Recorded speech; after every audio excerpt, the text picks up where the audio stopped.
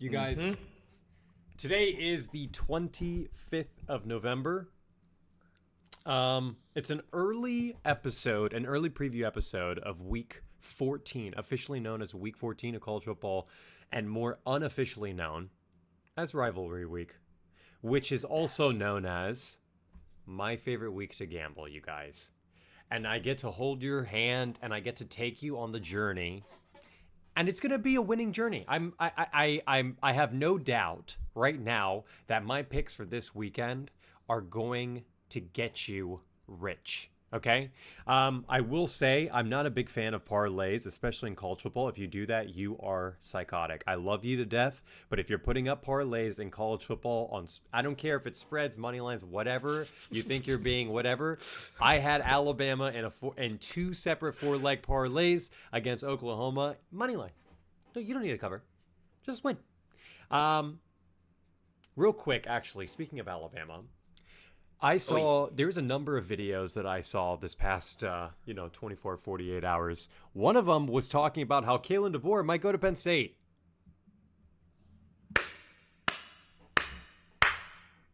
That's your boy. We talked about this yesterday on the reality. We literally talked about it yesterday. Likely. No, it's not a very likely possibility. But do I see the fit happening? Absolutely. But you guys are getting Bob Chesney from JMU. Oh, I saw Bob Chesney's name for a couple of smaller schools. Do you think he's going to be in the caliber of Penn State? It's such a big jump to go from JMU to Penn State. I understand what Kurt Cignetti did, but he might be a little bit of an outlier as it stands right now. I don't know of any other head coach that wins as much as he does, as quickly as he does, against good opponents. It's tough to go from a group of 5 school to Power 4 and win the way you did. So usually you'll see coaches go, and I'm already seeing Summerall. Summerall's already in talks for the Auburn job. I feel like that's a perfect segue school into the P4. Because he's been at Troy, winning program at Troy, winning program now that he's built at Tulane with basically spare parts. And now he's a front runner for Auburn. That's a perfect segue. For me, that's like, if he does well at Auburn, maybe after 1 or 2 years, he might get another bump up to go to Florida. That's kind of the path that I see coaches take usually when they come out of the group of 5. Yeah. I don't know. Ryan Silverfield's a big name. I know that's being thrown around from Memphis. How would you feel about Chip Kelly? Oh God, no. No, he won't. No, right? Here's the thing about Chip Kelly. I don't think so either. Chip Kelly is. I think Chip Kelly left an excellent situation at Ohio State for a paycheck, and he was very open about it. He became the highest paid coordinator in the NFL, was he not? Mm-hmm. They fired him, didn't they? They fired him because of right after the game. And you can blame Geno, you can blame Chip. I mean, the problem is not Chip Kelly. So I don't want to necessarily. Maybe they want to point fingers, and maybe Pete Carroll just wants to take the blame off of himself. For keep riding with Geno throughout the season. We don't. It's NFL. Let's get back to business, okay? Chip Kelly, underrated offensive coordinator. Actually, I would love to see him. I don't see him as a head coach. At his days at UCLA, he was kind of like a bro. I mean, he didn't care. Yeah. And I think it's kind of like that Maryland situation you talked about the pod yesterday with Loxley. It's like, yeah, we kind of know we don't have the best head coach, but he recruits well. But he gets good headlines, but he does this, but he does that, I think, the Kelly family, if I were to ever be scared in my life, it would be that Brian Kelly comes to Penn State. That would be the scariest thing in my life. I just watched a 20-30 minute document. I want to call it a documentary, but it's one of those YouTube videos from a dedicated college fan, and he broke down basically the last 20 plus years of Brian Kelly's career. And this guy is a douchebag. Yeah, he's got a bad track record. He is. I mean, the track record is pretty much as low as it gets. No respect. The way he left Cincy, the way he left Notre Dame. He has killed people, you guys. This is not an exaggeration.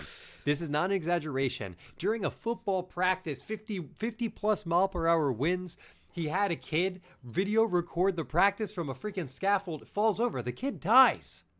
You know what his tweet was earlier in the day?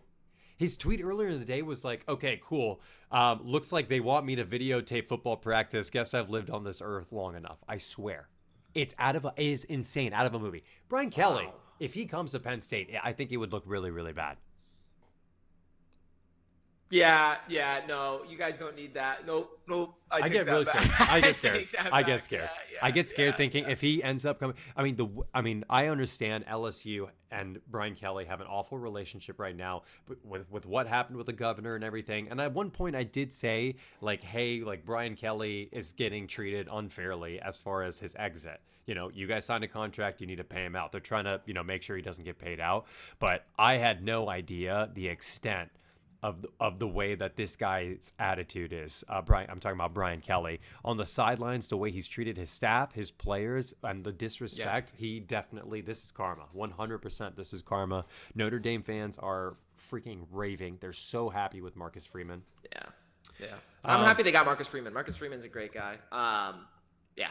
Yeah, I am a little bit I'm a little bit concerned for one head coach who has been the topic of every conversation regarding head coaching vacancies. And I'm not just talking about LSU. I'm not just talking about Florida. I'm talking about across the country. Perhaps the hottest commodity in college football in the last, I would say, decade minimum. Yeah. I'm worried for Lane Kiffin this weekend in the Egg Bowl. I'm very worried. Did you for see that what team. the AD said? What? You saw what the AD said? No.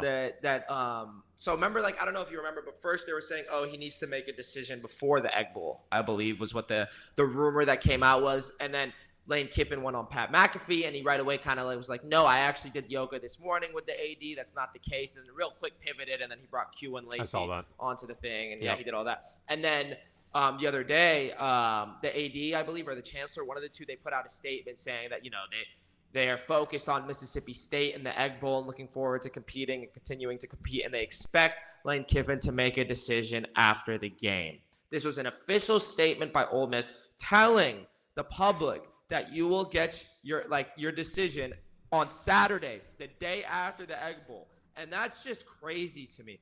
I understand that Ole Miss needs to prepare themselves for the future, but I don't know. It's just a lot. And it's tough now. You just put all this pressure, all the eyes on the players, and they already were, but now it's even more magnified. People almost probably don't even want to watch the game on Friday. They just want to fast forward to Saturday and see the decision. And then Lane Kiffin had his presser yesterday, I believe. And then before the presser, he said, I'm not talking about anything other than the Egg Bowl. That's the only thing I'm talking about. He had 3 questions regarding his future at Ole Miss and all that. And each time he's like, yeah, listen, I understand, but that's not what we're talking about today. I'm just going to talk about the game and the Mississippi State game, and that's what we're looking forward to. That's the only thing on my mind right now. So I feel bad, man, because I don't feel bad, right? Because he's going to get a sick job. He's going to make so much goddamn money. But it's damned if he does, damned if he doesn't. Ole Miss is going to hate him if he leaves. This school, it's one of those. It just feels like that Tennessee leaving to the Raiders. He's always in these damn situations. And I hope this time it pans out correctly. And I think he will be the head coach at LSU. Just the way that everything's looking right now. Yeah, you have to say that. You have to say that. I think why? Because that's just what it is. I mean, dude, everyone, I saw the story on his kid's Instagram story, where he's he's sporting the LSU headphones. Gear. I know, I've heard all the rumors and everything. Dude, for me, it's why are you leaving Ole Miss? What's the difference? If anything, you're leaving Ole Miss to go to LSU. That's going to look awful. Not only are you going, jump. I mean, even Florida is an awful jump for him because of how bad it looks within the conference. You're going to a school that you are knowingly going to have to play against, and they're going to build this narrative about you, and they're going to put you in this negative light. You stay at Ole Miss. I mean, I don't know. I can go on a rant about this. Is he not built for this though? No, he's done this time and time again. He loves it. He loves the attention, which is why we haven't heard from him, because he's just soaking it in and he's enjoying it, man. That being said, Ole Miss opened as 9.5-point favorites, and I think what's happening is and it's gone down to 7.5. And I think what's happening right now is, I think, the realization that this game all of a sudden will decide really, whether you go to the college football playoff or not, and it just so happens to be a rivalry game, a trap game for you.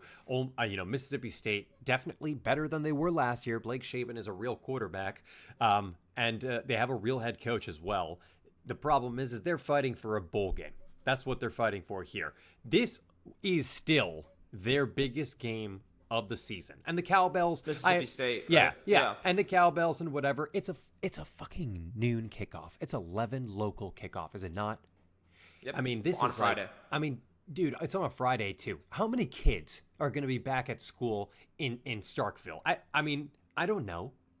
I don't know. It's an It is 11 the SEC, a.m. I'll say that. It's 11 a.m. the kick. SEC. I hope It's they show different up. down there. I hope they show up, but I don't know if I can necessarily bank on the emotion, of what's going on.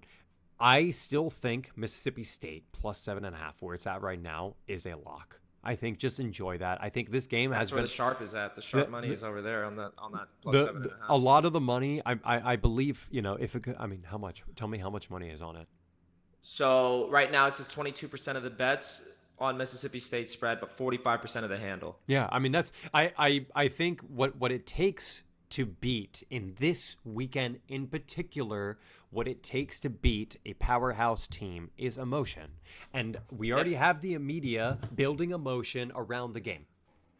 They already are. So take the 7.5. I'm gonna take Mississippi State 7.5, and I'm just gonna enjoy it. Over under is absurd, by the way.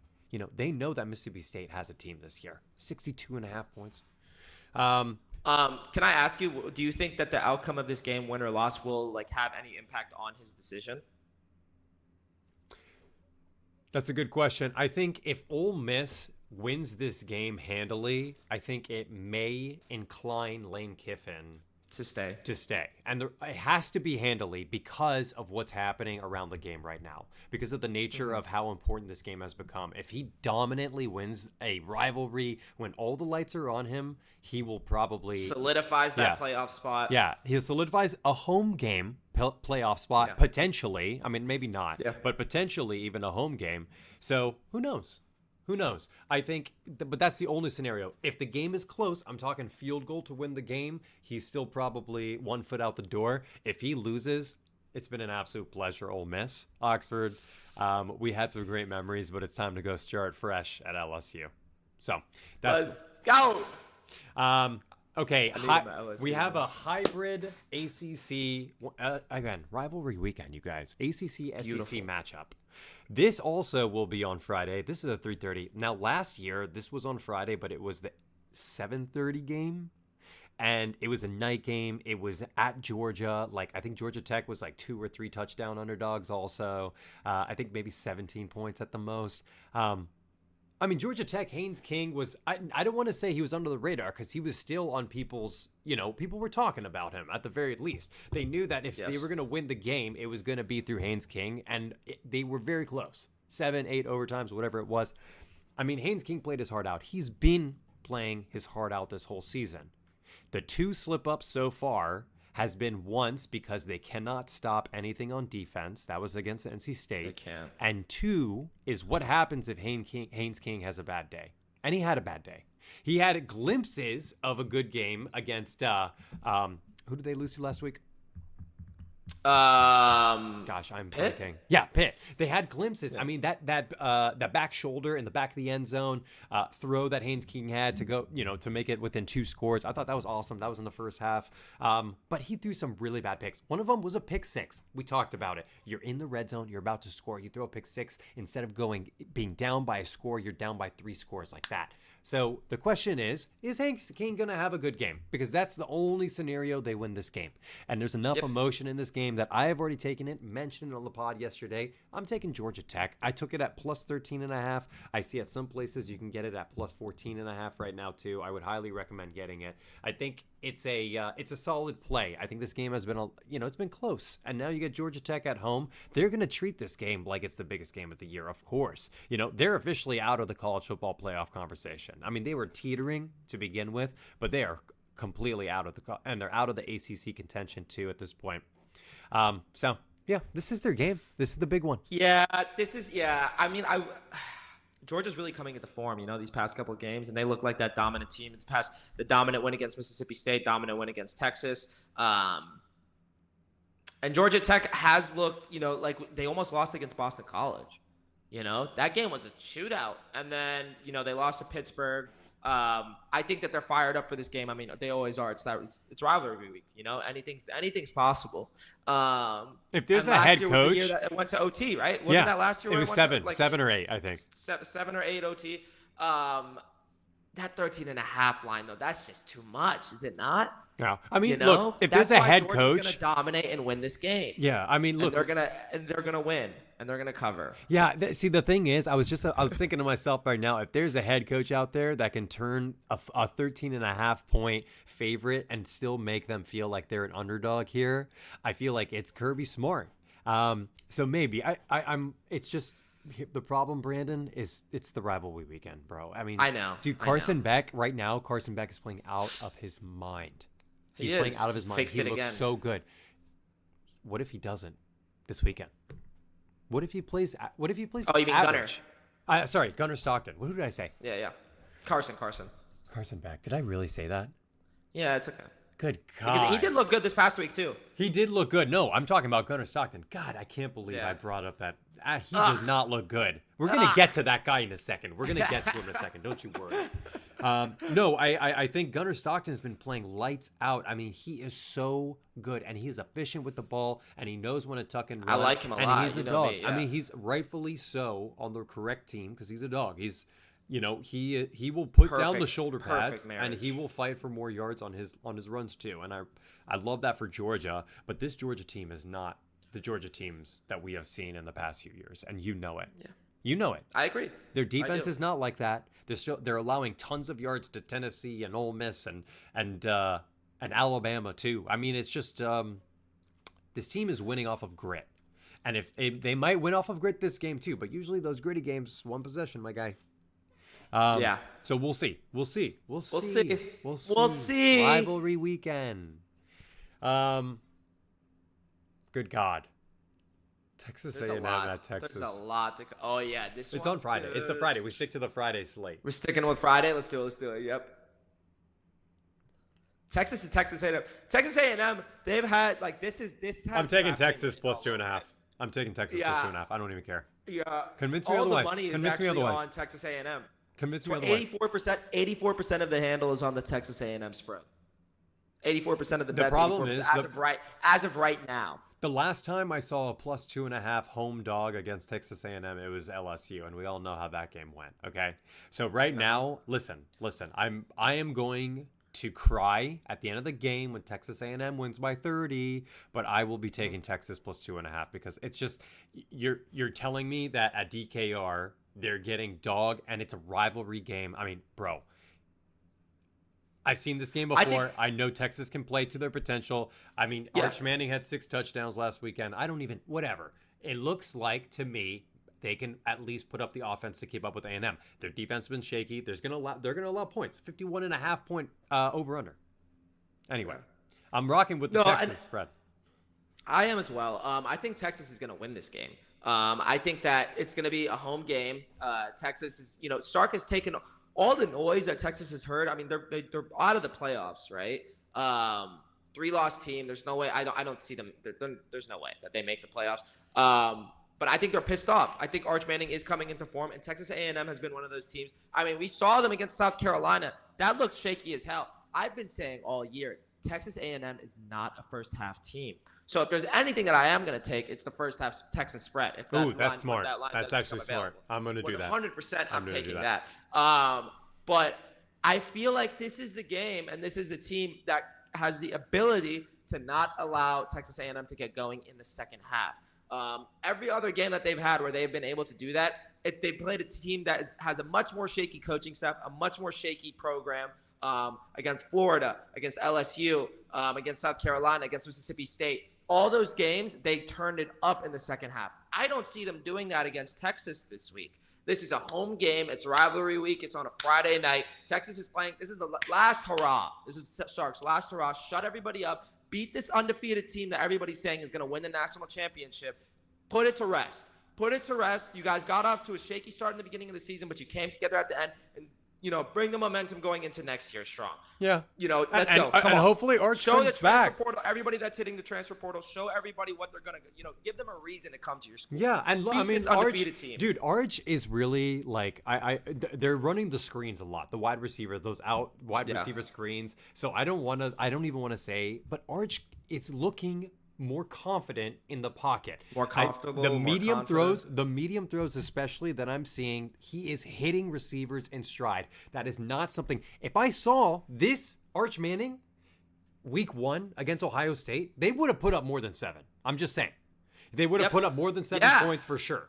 So use that logic and let's attack this Texas A&M defense that is not necessarily the best in the country. In every single category, they're excellent on third down, especially.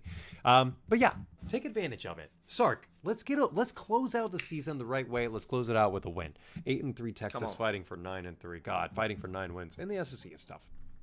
Yeah. I'm gonna go through. I want to go through the Saturday lineup in order. How do we feel about that? Big ones. Let's do it. Let's do it. Let's start with a game that probably would have had playoff implications if the preseason poll mattered at all. Clemson at South Carolina. Yeah. Clemson at South Carolina. Let's start with the coaches, first and foremost. Dabo and Beamer. Are they, first question first, are both of these coaches going to be head coaches at their respective programs next year in 2026? So I was talking to a buddy of ours that was in the CFB league. He actually went to South Carolina, and he was saying that it does look like they're going to stick with Beamer for one more year for the same kind of logic that they're Norvell. keeping Loxley, and Norvell and all that. I think the buyout is a lot if they got rid of him, and the recruits that he's able to bring in, and also because of I think how many job openings there are in the SEC and all the movement that's going on. I think that sticking with Beamer brings that. If they stick with Beamer, they'll be one of the few teams that has stability. You know what I mean? And has like kind of a sense of they know what's going on and what they're getting into and the schemes and everything. Whether that's good or bad or if it's effective or not, I mean, I think that is the way that South Carolina is what they're leaning towards right now. So I do think they're going to keep him. And then I think Dabo Swinney, just because of how much success he's had at Clemson, like they're going to give him the grace to kind of have one more year, I think. And then even if next year doesn't go well, I think it's going to be one of those things where they part ways with him at the end of the season on some mutually agree that it was the right decision to kind of split up. But, I mean, South Carolina, this is a game for them where they can – I mean, we saw last year. They ended the season with a bang. I know that they were in a much better position last year than they are this year, but I could see that happening here. I think they're pissed off about giving up that lead against Texas A&M. Yeah, 30-3, guys. I mean, that was like one of the worst I've seen in a long, long time. Squandered. Yeah, that was really bad. I mean, I'm kind of glad they lost it though, because that loss should single-handedly fuel them this game. That loss, knowing that you have the capacity to beat a top 3 team in the country, like talent-wise, you should be able to handle this Clemson team. ACC teams handled Clemson this year, you guys. Mm-hmm. They are fighting, they already got their bowl game status. Congratulations, Clemson. Let's go. Huge. But you are fighting to spoil the season. Even if they're going to a bowl game, it ends the season on a sour taste for Clemson. And Dabo, especially, who's already on the hot seat. I'm very curious to see how, postseason plays out for Clemson in general with that program. I mean, dude, the amount of hype that offense had, Cade Klubnik was supposed to be this highly tough. Isn't that crazy? Real quick, both quarterbacks were supposed to be like top 5 picks in the draft this year. Lenore Sellers and Cade Klubnik. The quarterback class was supposed to be elite. Cade might still go first round. He might. I could see that. See that just because of the build, the mechanic. He has a lot of the tools, the intangibles and all that.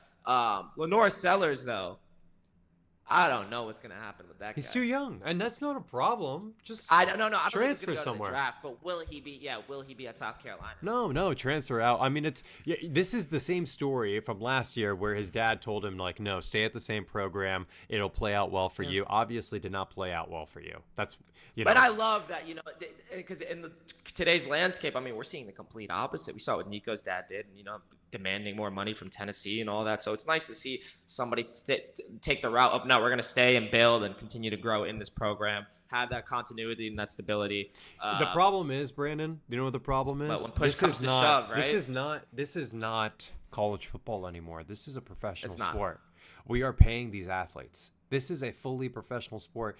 If you find a program that's a better fit for you, and you find a program that is even willing to pay more for you, you take the opportunity, because this is a professional sport now. That's what they do in the pros, and you should be doing it now too. And I understand the logic of like stay at a program, develop, but if the situation, if you're playing for a head coach that is clearly inexperienced at developing talent, let's look elsewhere. I understand. Oh, South Carolina, dark horse to win the SEC, like all this. I mean, look how it played out this season. It's very obvious that Beamer's out of his league with this program. Yep. It's very obvious. So end the season with a bang, or next year you're going to be on the hot seat from day one. That's really what needs to happen here. God, what a bummer of a slate, huh? LSU, Oklahoma. This should have been a powerhouse game too. LSU 7-4 on the season, 3-4 in the SEC. The spread right now is 10.5 Oklahoma. That's way too many points, right? You're telling me Whit Weeks is back, isn't he? Yeah.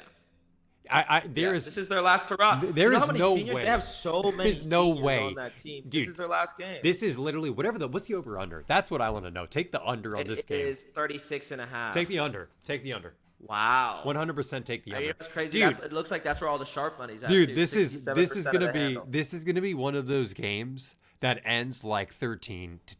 That's what this is gonna be, because both of these offenses are awful. I'm talking bottom 30 in the country, awful. Yeah. And do not yeah. Quote me on that. John Mateer is actually not him anymore. I hate to say that it, hurts to say. but he is that not. hurts to say. Thank you for saying that. I mean, we don't dude, want to say he is that. not him anymore. He's just not. Do not put money on this guy. He will fail you. Unless John Mateer wakes up tomorrow morning and is like, hey, let me go back to September Mateer. And like, I mean, dude, he doesn't take the check down. Do you even see him take checkdowns? He only looks for the big play, which is why 80% of his passes came from one play to Satania. If they didn't have Satania, that team is nothing. Oklahoma, LSU, I think if Oklahoma wins this game, first of all, 10.5, sure, maybe 10.5, maybe. Sure. What I'm riding this game is the under. I'm gonna ride the under on this game. Who cares who wins this game? I mean, obviously Oklahoma's fighting for a home field versus participating potentially in the playoff. So they really do need to win this game to make sure they secure the playoff spot no matter what. They don't want to get jumped, obviously. Yeah. Oklahoma with the third loss is out, right? Correct. They lose this game, because if they get a third loss, because the crazy thing is if they win this game, they could get a home game. Ole Miss, yeah. So they're basically fighting for a home week, game, right? or to get out. Oh my God, I will be rooting. Excuse me. Yeah, they barely beat Arkansas. LSU spoil angle. LSU spoiler angle. 100% LSU spoiler angle. I changed my mind. We're taking LSU plus 10.5, guys. 100% we're taking LSU. I like that as well. Yeah. I like the LSU plus 10.5. Take as well. the under with me too, bro. Come on. 90. Do some logic here for a second. Should I? Two of the best defenses in the country and two of the worst offenses in the country. And that's just the recipe for the over, is it not? You know how these storylines go. You know how everything. It's rivalry week. Flips. You're right. Take the over. You're right. It's rivalry week. The thing is, 36.5. They know, bro.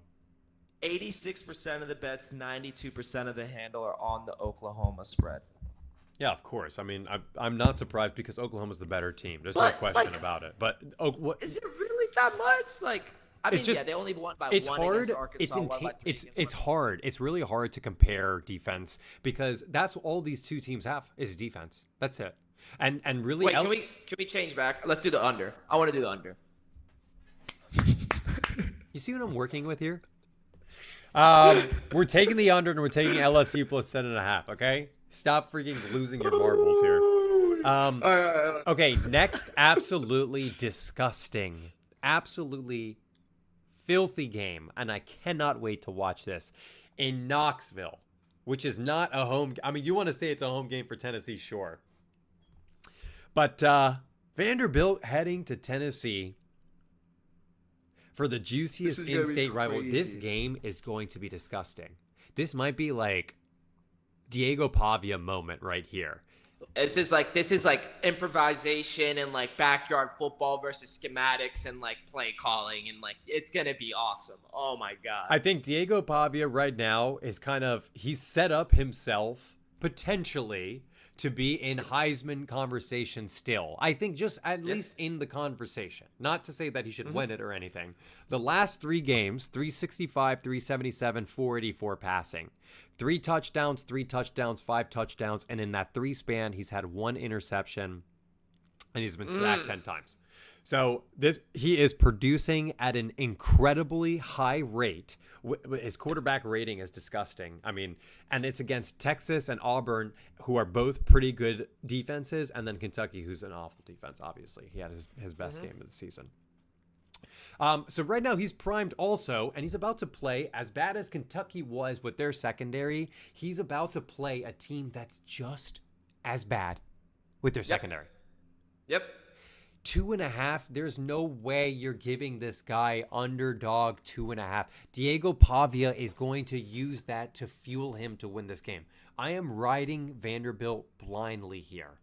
I'm taking the money line. Especially since they're on the road at Tennessee. Tennessee, we talked about how Josh Heupel should be on the hot seat. You mentioned it. You probably don't remember that. Dude, we get so many comments on that video, on that short I made, of people trashing us saying, like, dude, there's no way you're going to find someone like Josh Heupel.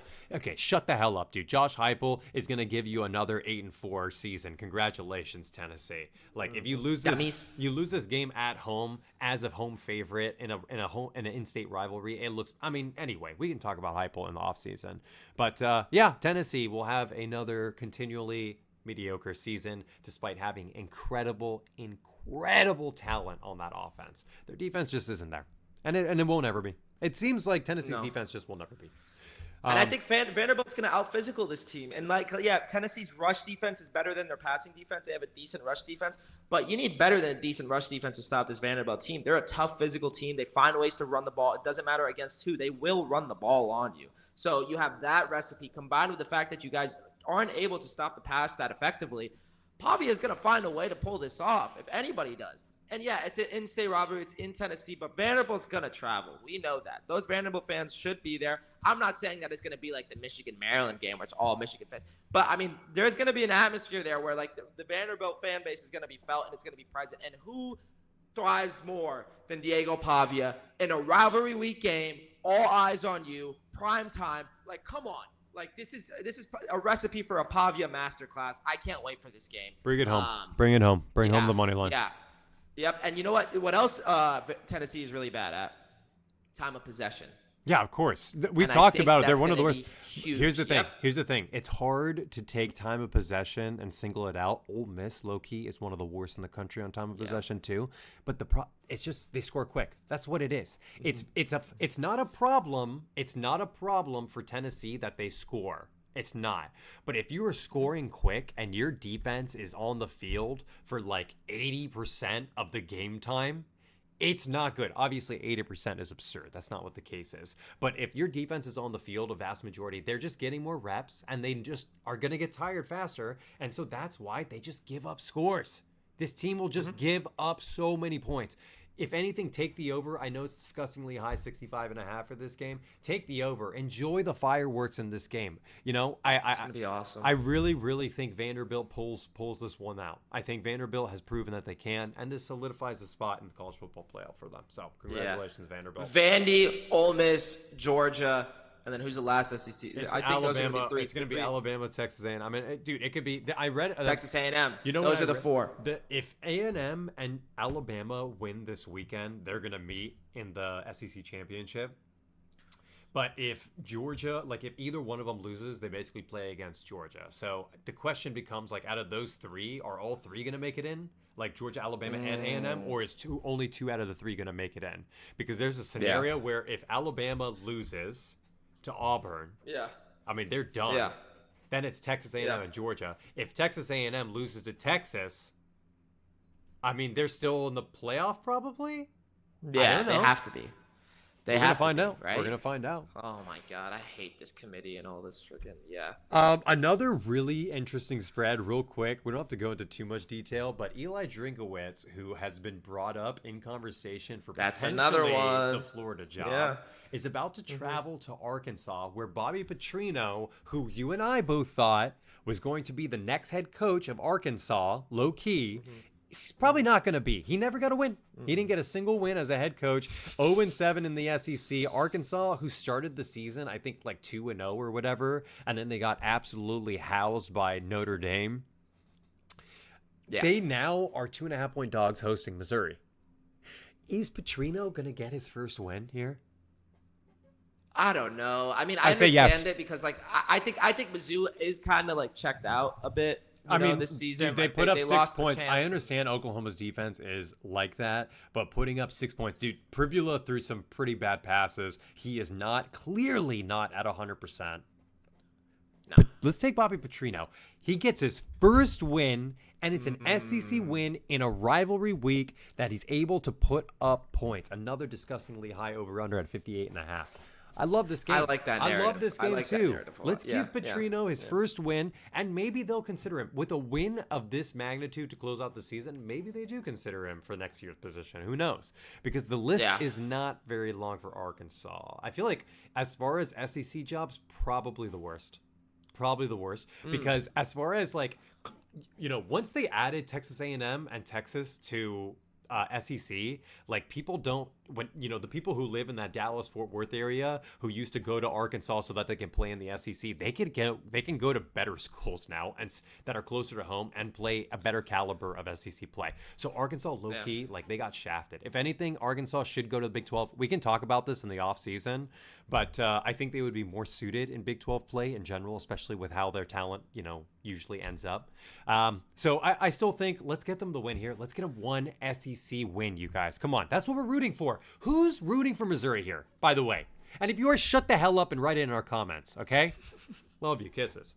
Okay. Both of these schools will have new head coaches. I don't know who Mizzou's will be, but I do think I saw one possible name, Coach O, for Arkansas. Oh, that would be fun. I could see that. Right? I could easily see that. I would love to see that, actually. Wait, he would do so well there. He would do so well there. Back in the South? Come on. You kidding me? Wait, why have I never heard this? Okay, clip it. Clip that shit. I thought you were about to impersonate him right there with that. Oh, God, with a... Okay, Florida State, Florida, another dog shit game that was supposed to be lit, given how the first 2 weeks of the season went. Florida State, they opened as 2.5 point dogs. Now they're 1.5 point dogs. It's obvious I'm taking Florida State here. I was gonna take them at 2.5 point dogs. I'm still gonna take them as 1.5. I'll take them even if they go up to 3-point favorites. Florida State is the better team here. Lagway, wow. Yeah, it is. It's true. It's unfortunate. Norvell, Norvell's I feel like he's going to get confidence knowing that he's going to be the head coach in 2026. They confirmed it. Yeah, they're not going to pay the guy $72 million.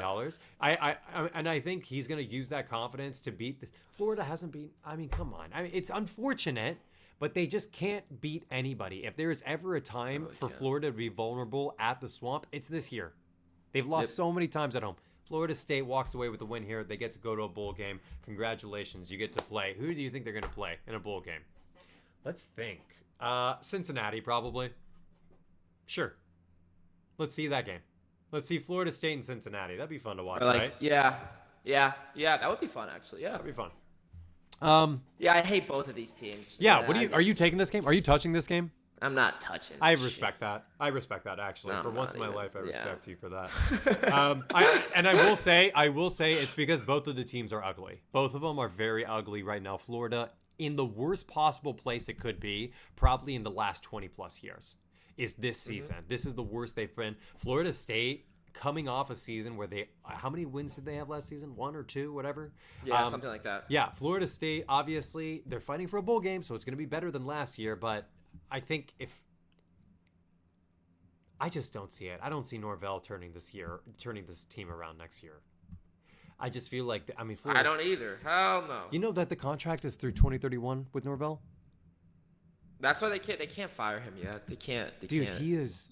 That program. Apparently, a big reason why that contract was the way it was because it was the same time that Alabama job opened up. and Florida State was worried that Alabama was going to make the jump on. Yeah.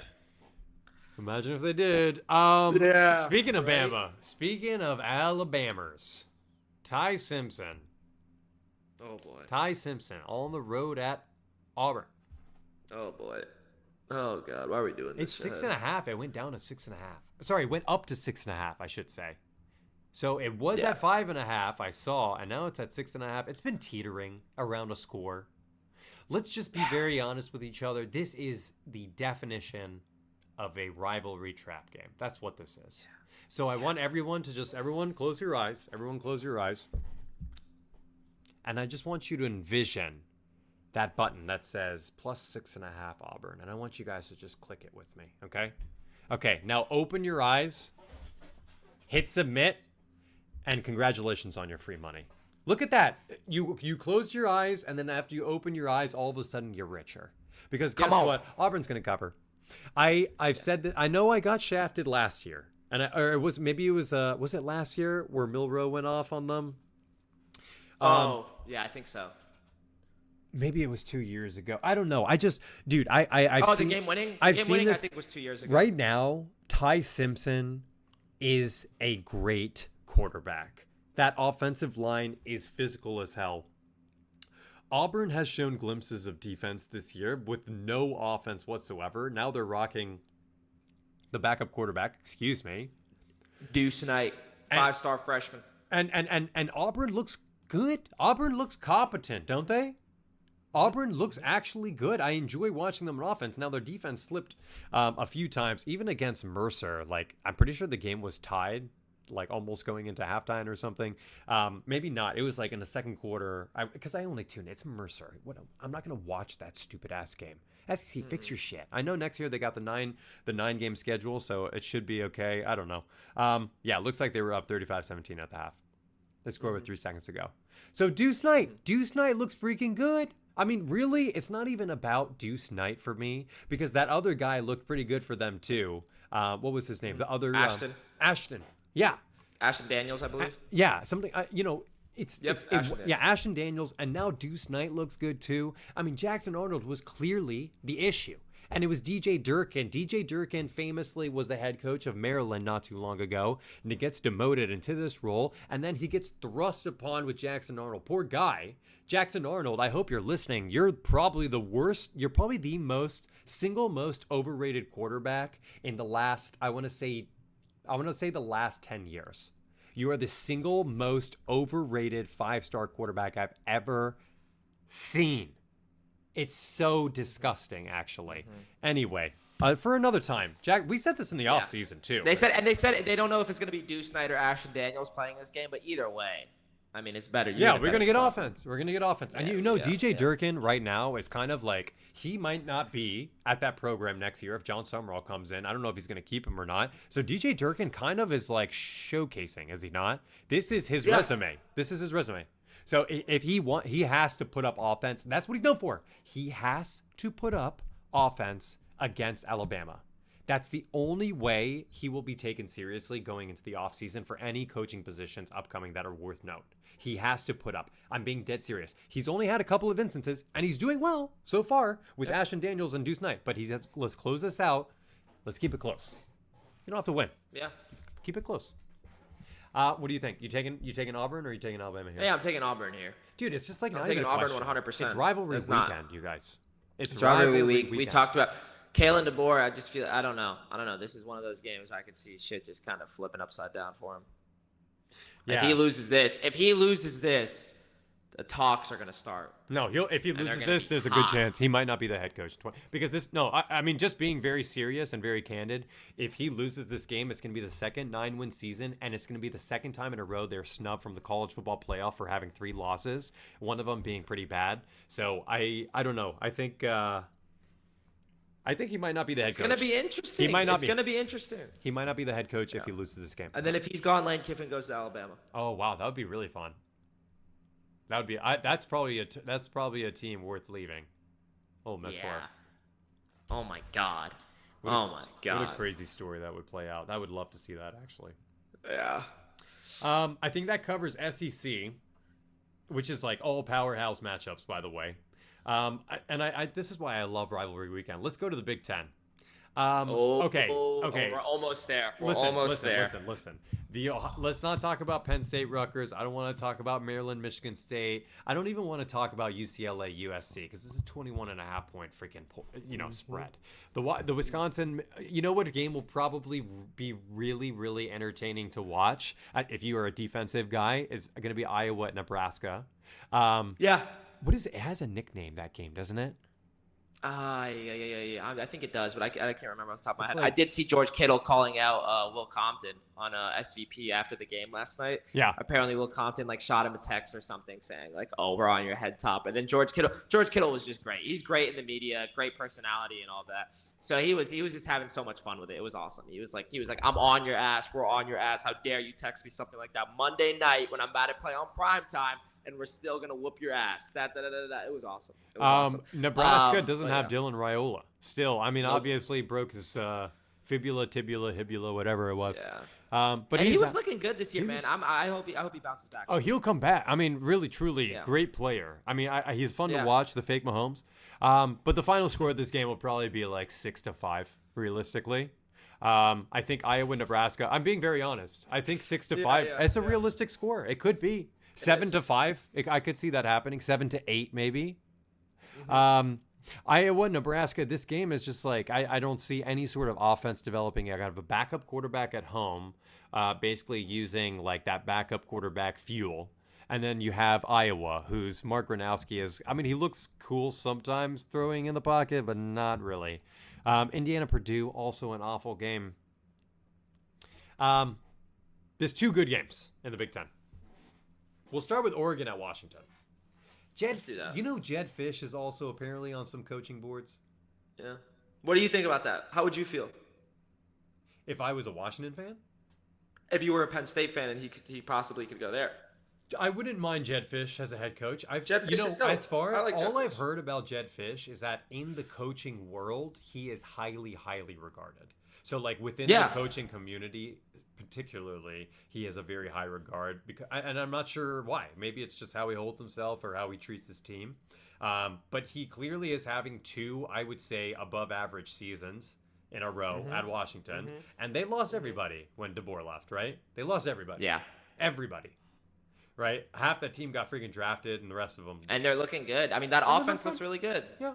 And they've always had a good defense. You know, they always still have some semblance of good defense. And now they got Damon Williams. I love watching him play. This is a massive trap game for Oregon. This game is like, dude, this game is close every single year. This game is scary to watch. If I was an Oregon fan, I would be shitting bricks. At Washington, rivalry week. It's rivalry week, and it's a 6.5 spread. I mean, even Vegas knows this is a scary game. I'm taking Washington through and through on this game. There is no way. Yes, there's no way you're going to convince me that emotion doesn't come. Especially Dan Lanning. I know how he works, man. This is a very, very intense rivalry. I vividly remember watching this game over the past few years, and I see how the emotions run in the game. You know, I was not hip to Cal Stanford, to that rivalry. I was not hip to that until this year. I wasn't hip. I don't know if you remember earlier this season, Kansas, Missouri. That game was freaking intense. Super, super intense rivalry. Yes. Did not know about that. This one I know about. I know this one. It runs deep. We could talk to Dylan if you want. And we can talk about this. Oh, yeah. He lives right next to the Washington campus. Yeah. He knows about this. Yeah. He hates Oregon. Oregon. So, let's ride the spread here. Let's take the home dogs in a rivalry. Are you kidding me? 6.5? You know what? I think I got to take Oregon. Okay. I think I learned my lesson last week betting against them when they were playing USC, and I know that it was Don't you dare bring USC into this conversation. I think that Oregon, they have physical teams.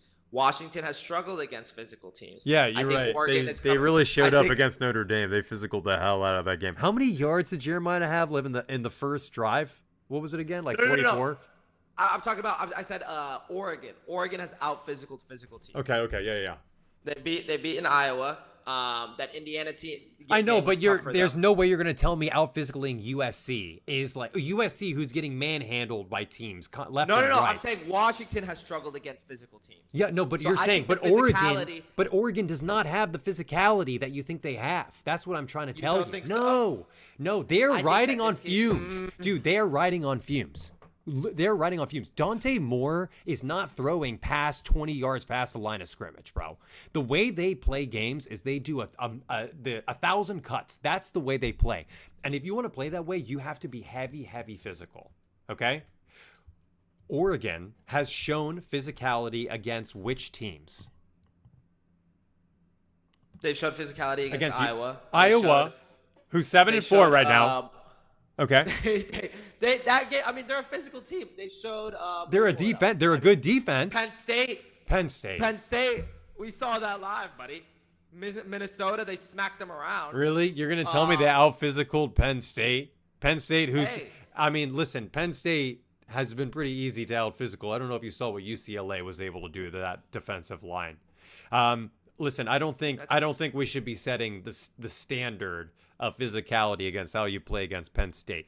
I will say the one game that was somewhat reputable for them was how they performed in the first half against Indiana specifically. Yeah. That was the only time I saw Oregon play like pretty good. I do agree with what you said about the 1,000 cuts thing, though. Yeah. And I think that's going to be the case here because I think Washington has struggled against teams that do the 1,000. Michigan's one of those teams that played the same way against them. You know what I mean? Michigan, like they pulled out, they out physical them. They played the game. They played their way. They were able to control the pace of the game and the play style of the game, and that's what I think is going to happen here. I just think Oregon's going to control the game. Is this a night game? Do we know? It's 3:30 kickoff. So Okay, it's gonna be like a 12:30 local kick. But still, do not lose faith in this rivalry. Do not. I'm taking Washington. I know it's an emotional week. You guys, I don't have any notes. I don't know if you can see. I don't have any notes. No this week. notes. This is the first time. No notes. No notes. He usually comes with a goddamn 3-leaf binder, whatever the hell they're doing. That's what I'm saying. That's what I'm saying. And I know it's low key over there. Okay, Ohio State, Michigan. It's the game. Let's do this one. We're 51 minutes in. That's rivalry weekend, baby. It took us 51 minutes to get to the game. Let's talk about the most important game of the week, most important game of the year. This is the game. This is the You're the game. Michigan guy. I know that Ohio State fans were just, they won the Natty Ship last year, right? But there's still that little thing. They weren't able to have the whole cake. They weren't able to have the whole thing. We spoiled that for them. And you're welcome, by the way. You're welcome. Because if you guys didn't lose to us, you guys wouldn't have won and gotten the consolation prize of the Natty Ship. So congratulations. You guys were able to pull that off. We won the game, though, with no quarterback. You guys tried to play our style of football. You guys tried to out-physical us. That's the whole game plan. That's all we can do. I thought Ryan Day had an arsenal of weapons. I thought that they had a great receivers. They had a great QB. What happened? So listen, I think this is going to be very similar this year. The spread opened up at 10.5. It's moved down to 10. Bryce Underwood. It's at 9.5. Doesn't need to. What is it at? 9.5 right now. Bang. Thank you. And the reason why is because it's starting to show more and more that Michigan has come together as the season has went on. Michigan is playing for a playoff spot. Bryce Underwood, he doesn't need to play perfect. He doesn't need to do that. He just needs to play his game, and he just needs to make sure he's not making crucial mistakes. There's a chance. If he runs the offense the way it's supposed to be ran, Jordan Marshall should be coming back. It's going to be a beautiful thing. Because I think the weather forecast is what we need to keep an eye on as well. Because if it is snowy, if it is how it's supposed to be, what I think is going to happen, and it's going to be an overcast apparently, they're going to out-physical them. That's what's going to happen. We're going to cover the spread, and we're going to win this goddamn game. And it's in Ann Arbor. We're in the big house, buddy. You're the one who mentioned the snow thing, right? Yep. Yeah. So I do know about the snow. I understand, what is it? You said it yourself. It's physicality. The way that Michigan wins this game is in the line of scrimmage. That's on the offensive and defensive line of scrimmage. So that's it. That's all you have to do. If you win, if you can stop the run, 80% chance of snow. If you can stop the run, you will win the game. Ohio State, and I understand. I know they have Cardinal Tate, and Jeremiah Smith might be injured. No, he's not. These guys are not injured. They're doing load management. They're doing 100%. They're doing load management. You think they care whether those guys start against Rutgers? No. Right now, there is a few things that I feel like Ohio State can take advantage of to win the game. Okay. Go ahead. I know you need to be the contrarian. Let's be objective. Let's be objective here. Ohio State is going to win this game, I think. I would say there's a very, very, very good chance that Ohio State wins this game outright. Because of the emotion of the last 4 years, did you know that not a single player on the Michigan roster has lost to Ohio State in their tenure? Marvin Harrison Jr., you never beat us, buddy. I understand that. Marvin Harrison, are we really? That guy is like... I'm sorry, I just had to take... Yeah, he is awful. I'll lay off. He is I'll awful. lay off. If you want to talk about someone who squandered, as far as having the physicality to play in the NFL, that dude is a freaking specimen, and he is underperforming like no other. So I hope he figures it out because he is a I specimen. hope he does. Really he is a specimen. He had some flashes this year again, and But he is squandering. He is squandering right that physical talent that he has. A story for another time. They do have Jeremiah Smith, who is arguably one of the best wide receivers I've seen in college football since probably Ever. No. This is a good in question. my lifetime, at least. No. You have to think. I mean, there have been many studs at wide receiver. Who would just win. I'm trying to think. There was I'm blanking on the name. Very famous, longtime receiver from Alabama. Played on the Falcons. Julio Jones.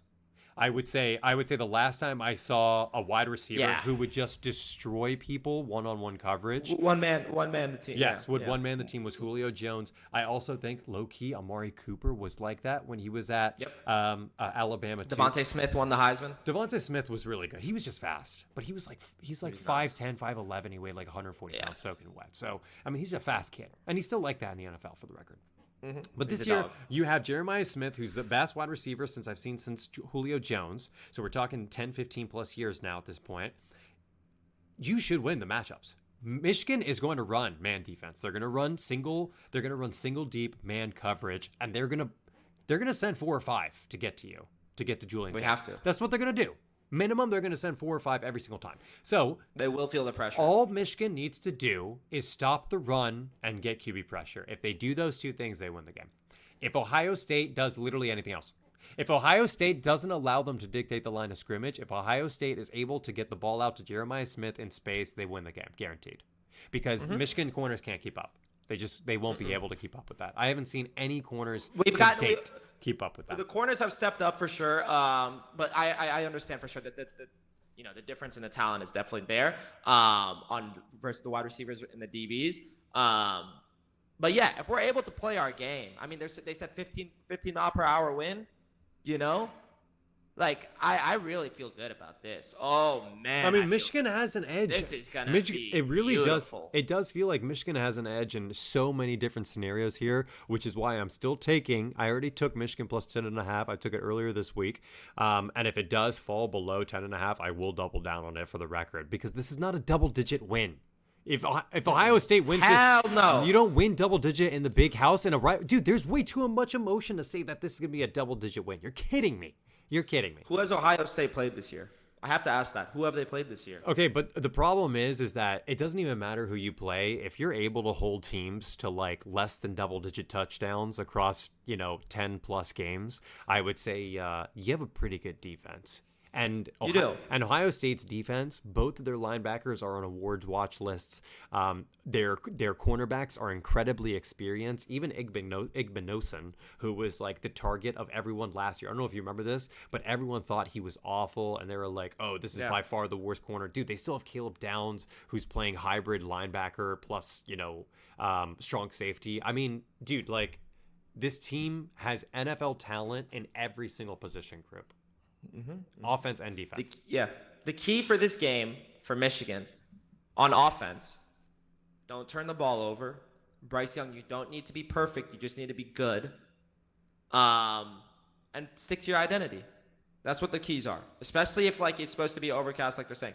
On the Michigan side of the ball, like you said, apply the QB, or the defensive side of the ball, apply the QB pressures, and force them to run the ball. Yeah. You know, we can give up a touchdown to Jeremiah Smith. We can give up like one big passing play. We can do that. We can live with that. But overall, just stop the run. Stop the run because that's what they're going to rely on eventually. Yeah, force them to be one-dimensional. Force them to be one-dimensional. Make them play our game. They wanted to do it last year. Look what happened. Do it again. It's going to be tough. I understand Michigan's 4 in a row. It's going to be very difficult to be 5 in a row. It'll be difficult. I'm going to be riding it, but I'm telling you, it's going to be real difficult to get to that. I'm taking the money line right now as we're speaking. That's smart. Screw this, That's bro. smart. That's smart. Come on. What okay, are we talking about? Let's go over some Big 12 matchups. First things first, this is your weekly reminder, everyone. Please make sure to go and immediately put money on Texas Tech's spread. Whoever they're playing, whatever it is, just take it. You're welcome. Enjoy the free money. They're currently on the road at West Virginia. All they need to do is win, and they get a Big 12 title shot. Most likely, it will be a rematch against BYU. We'll see how the weekend plays out. I think there's a couple of unique scenarios just in case BYU loses. It would probably be Utah, I'm pretty sure. Houston at Baylor, and Baylor's favorited. What a crazy line, huh? I mean, that's insane. I mean, some of these lines are I mean, it's just, this is rivalry weekend, and I know we've mentioned that like 100 times, but I don't know. This feels like a great position for Baylor to close out the season with a bowl game appearance. You and I both love Sawyer Robertson. It looks like Vegas wants to be realistic and know that Houston is kind of fraudulent, and it is what it is. Yeah. Houston, they definitely have not lived up to the potential that they had earlier in the season when they started. What was it, 4-0? I want to say. Then they had that really bad loss to Texas Tech. Since then, they've had a 3-point win against Arizona, an 8-point win against Arizona State, who's playing a backup quarterback.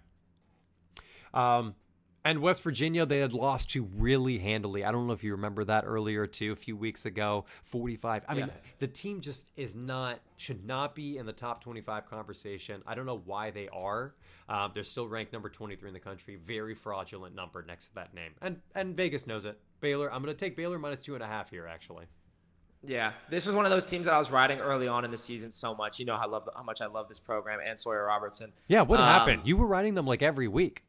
Yeah, and it was just the defense. The defense wasn't there. They were giving up so many points. Sawyer Robertson is able to put points on the board. The Baylor offense was able to move the ball and put points on the board, but they just gave up. They just gave up so many points. And yeah, I think this one will definitely be, close to that, like a shootout sort of thing, as they usually are with a Baylor, when someone's playing Baylor. But I do think that Baylor is going to be able to pull this off. And they should cover the spread here. I think that they're going to close the season off strong. I know that the coach is in a hot seat, so I think he definitely does want this win to end the season. Yeah. Real quick, I want to touch on the Miami-Pitt game real quick. Yep. This is another game I'm a little bit nervous for Miami. I understand, like, Miami has been snubbed of the college football playoff for the past, from last year even. I'm looking at this from a very, very objective point of view. Miami, in seasons of late, closes the season very poorly. That's what I remember. Yep. That's what they do. They do it well.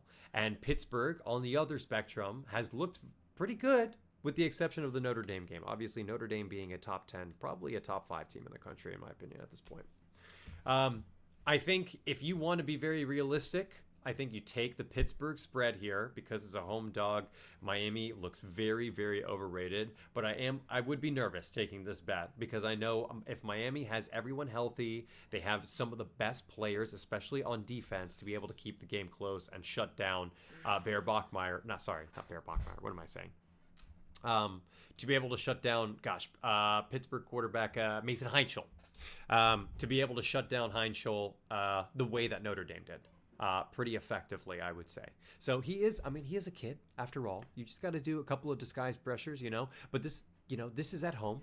And this is it seems like a platform that Heinschel is built for. So I feel more comfortable myself taking Pitt in this game over Miami. Talk to me. Yeah, this is going to be one of those games where Miami really does have to prove that they're not Miami. You know what I mean? And it's going to be in a cold weather environment. We'll see how they do in that environment. Carson Beck played, in Georgia before this, so I don't know how well he's going to perform in this environment. And yeah, Pittsburgh's one of those teams that just came off of a big dub against Georgia Tech. If they can win another one, that would be huge for, I guess, the argument of them making the play. these teams are both kind of fighting for their playoff spots. This game is going to be crazy. I did see that the handle, like 82% of the money is on Pittsburgh, that Pittsburgh spread, which is scary. But I am riding with you here.